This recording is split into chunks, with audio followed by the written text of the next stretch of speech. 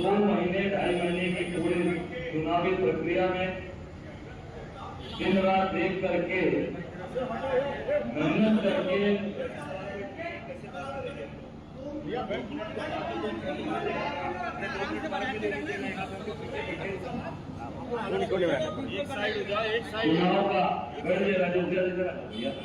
चुनाव का आप लोगों ने दिन रात मेहनत करके अपनी जान की परवाह किए बगैर आप लोगों ने कवरेज किया है और भरपूर लोकतंत्र को मजबूत करने के लिए अपना सहयोग दिया, काम किया।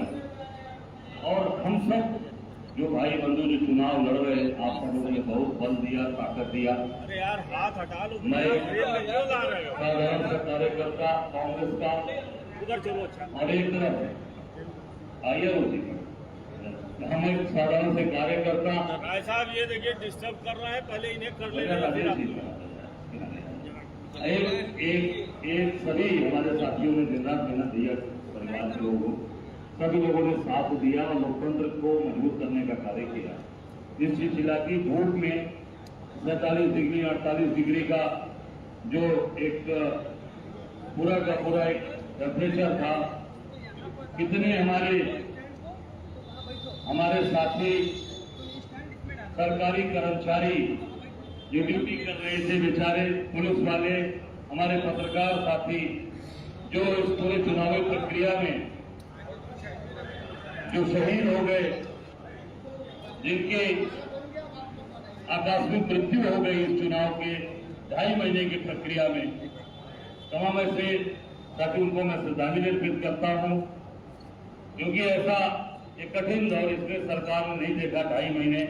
बाकी तो अपने हेलीकॉप्टर और जहाज में प्रधानमंत्री उनका पूरा काफिला बनारस में आपने देखा ही कि कितने 6 राज्यपाल आके बनारस में प्रचार कर रहे थे, जो कि राज्यपाल नहीं आ सकते, उसके बावजूद भी इन लोगों ने आगे चुनाव प्रचार गांव-गांव में जाके किया, पूरी ताकत लगा दी। प्रकाशी की जनता ने भरपूर साथ और प्यार हम सबको दिया है, जिसका परिणाम कल बनारस में आएगा, पूरे देश में आने जा रहा है।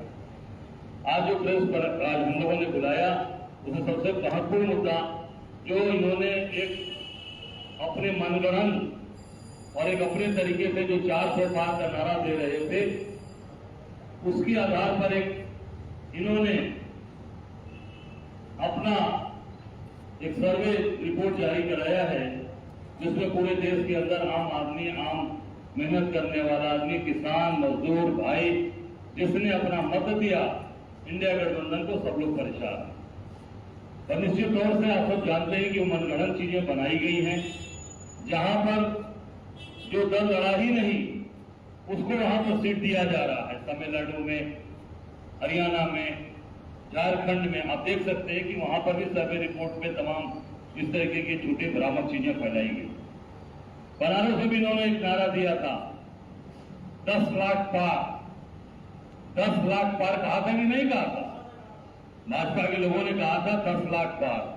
वोट कितना पड़ा है? 11,28,527 वोट। 11,28,527 वोट में 10 लाख पार का नारा भाजपा का है। यही नारा जो 400 पार का है, जैसे ये 10 लाख पार का नारा झूठा साबित हो गया, उसी प्रकार 400 पार वाला भी नारा इनका झूठा साबित हो गया है। ये झूठे लोग हैं, केवल लोगों को परेशान करना, उनको हतोत्साहित करना और मनोवैज्ञानिक तरीके से कमजोर करने का कार्य किया जा रहा है। आप सोच सकते हैं, जब बनारस में यहां की सीट फंसी है प्रधानमंत्री नरेंद्र मोदी की, यहां जनता ने अपने भाई को, अपने बेटे को समर्थन दिया जा रहा है को, तो आप सोच सकते हैं कि हिंदुस्तान में की कौन सी सीट जीत रही है और कौन सी सीट एकदम क्लियर कट जीतने की स्थिति में। आप कहीं भी देख लीजिए, चंदौली देख लीजिए, भदोही देख लीजिए, मिर्जापुर, सब जहां भी आते कहेंगे इलाहाबाद, चारों तरफ की सीटें की फंसी हुई है। और उसके बावजूद क्या क्या बड़ी बड़ी बात कहलवाई जा रही है मीडिया के माध्यम से। तो निश्चित तौर से ऐसे लोग जो केवल और केवल बड़ी बड़ी बात, झूठी बात करते हैं और हमारे इस देश के लोगों को जो मानसिक रूप से जो प्रताड़ित करना, हमारे साथियों को, इंडिया गठबंधन के लोगों को प्रताड़ित करने का कार्य करते हैं। हमारा कार्यकर्ता प्रताड़ित नहीं होगा। मैं अपने सभी कार्यकर्ताओं से आप सबके माध्यम से कहूंगा कि सभी पोलिंग जहां पर भी काउंटिंग हो रही हो, डटे और आखिरी समय तक वहां डटे रहेंगे। इससे चिल्लाती धूप में भी सब लोग डटकर रहे, अपने स्वास्थ्य का ध्यान रखें और सर्टिफिकेट लेकर ही वहां से हटेंगे, कोई हटेगा नहीं। एक एक कार्यकर्ता वहां पर डटकर काम करेंगे। पूरे देश और प्रदेश उत्तर प्रदेश के लोगों से, अपने कार्यकर्ताओं से कहना चाहूंगा कि जहां पर कांग्रेस और इंडिया गठबंधन के लोग लड़ रहे हैं, पूरी ताकत के साथ काउंटिंग पर डटे रहिए। और क्योंकि ये जो भी वहां हेरा फेरी न कर पाए और डटकर काम करिए। और हमारे कार्यकर्ताओं ने बहुत मजबूती से काम किया। जहां पर भी फर्जी वोटिंग भाजपा के लोगों ने डरवाने का प्रयास किया, इनके जिलाध्यक्ष से डरवाने का काम किया, इनके मंत्रियों ने, पूर्व मंत्रियों ने, हमारे कार्यकर्ताओं ने वहां से उनको लखेट कर भगाया, घेर कर भगाया। हमारे के कार्यकर्ता लड़े हैं और कहीं पर भी इनकी फर्जीगिरी नहीं चल रही थी हमारे इंडिया गठबंधन के साथियों ने। सबको धन्यवाद। और मैं इतना जरूर कहना चाहूंगा कि आप सबका सहयोग निरंतर हम लोग के साथ बना रहा और लोकतंत्र को बचाने में आप लोगों ने अपना मजबूत सहयोग किया है और आगे भी देते रहेंगे। बहुत बहुत धन्यवाद। कोई सवाल है तो पूछ सकते हैं।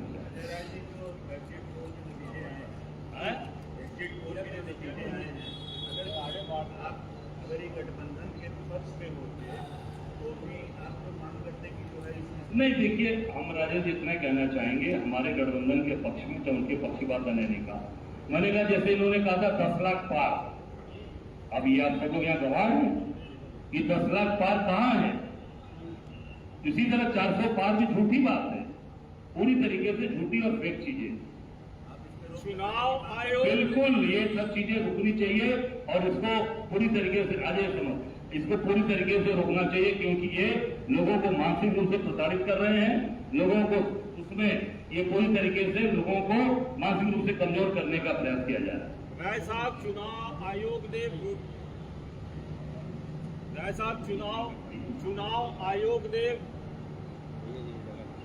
चुनाव आयोग ने वोटिंग के बाद प्रेस कॉन्फ्रेंस किया है और कहा है कि ऐसी फुल प्रूफ व्यवस्था है कि कहीं से भी कोई घपला नहीं हो सकता काउंटिंग में। क्या कहना चाहेंगे आप? देखिए, ऐसा है, मैं तो यही कहना चाहूंगा आयोग से कि नहीं, बिल्कुल अगर उन्होंने ये बात कही है तो बहुत अच्छी है।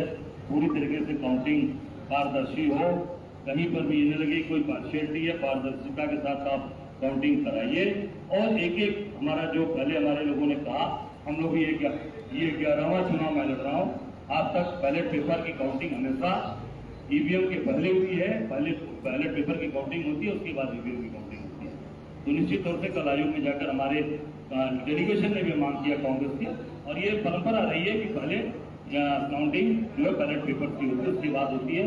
बिल्कुल अगर चुनाव आयोग इस पर मुस्तैदी से खड़ा है तो मैं धन्यवाद दूंगा, पर जरूर इसको पूरी तरीके से ये दुरुस्त करें कि एक एक वोट, एक एक चीजें हमारे जो बैलेट, हमारी जो मशीन है उसकी सही मिलान करके सही काउंटिंग की